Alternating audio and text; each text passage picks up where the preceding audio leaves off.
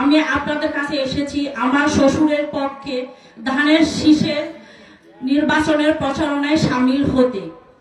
সীমান্ত জনপদের বিএনপি ও বিভিন্ন অঙ্গ সংগঠনের নেতাকর্মী ও আমার মা বোনেরা সবাইকে জানাই আমার পক্ষ থেকে সালাম ও বিজয় দিবসের রক্তিম শুভেচ্ছা।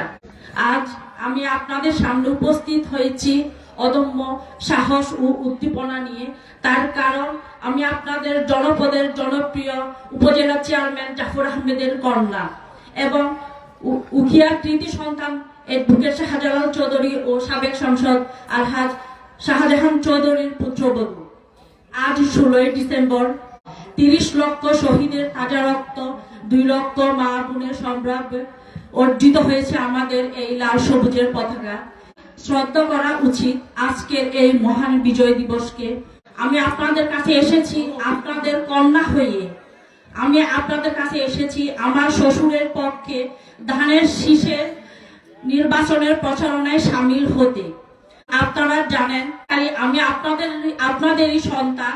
আপনাদের কাছে আমার বিশ্বাস এবং আমি জানি আপনারা আমাকে আশাহত করবেন না। আমি আমার শ্বশুরের জন্য ধানের শীষ মার্কায় ভোট চাইতে আপনাদের সামনে এসেছি।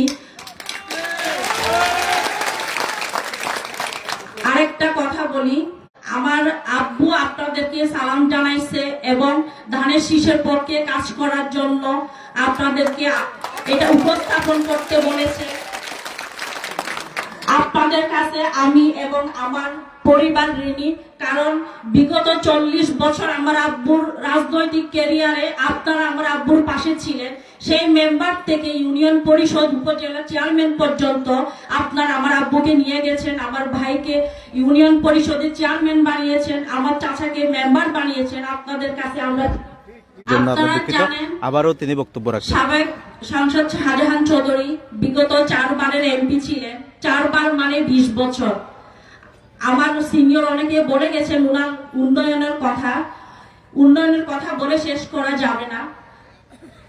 আমি আশা করব আপনারা উনাকে ধানের শীষ মার্কায় ভোট দিয়ে জয়যুক্ত করে সংসদে পাঠাবেন।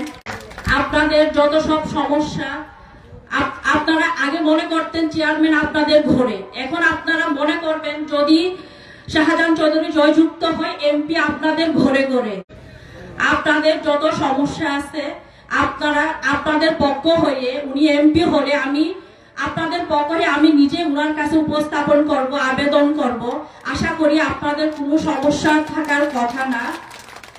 পরিশেষে সকলে সুস্বাস্থ্য কামনা করে আমি আজকে এখানে শেষ করছি।